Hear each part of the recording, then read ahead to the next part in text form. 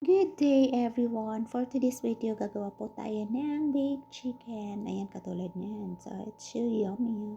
So, ayan, naka-ready na rin yung aking chicken. Hiniwa ko yung chicken ng apat. So, ayan na rin yung aking pang-marinate. Ano siya, mixed spices and yogurt and then tomato paste. So, ayan.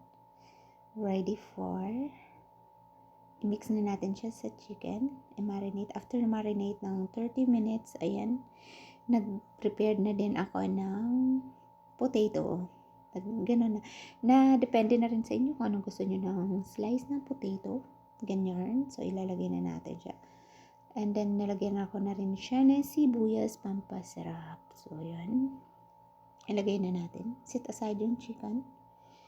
Ganon. Ganun lang kasimple yun. So, ayan. Nilagyan ko na rin siya ng olive oil na hindi na nakita sa video. So, the rest ng mga pinag-marinate, ihalo na natin siya para lalong masarap ang ating luto. So, after na na-prepared ko na yan, ilagay na natin siya sa oven ng at least 1 hour. So, ayan. Ready! Luto na po ang aking baked chicken. So, yummy! Let's eat, guys. Thank you so much!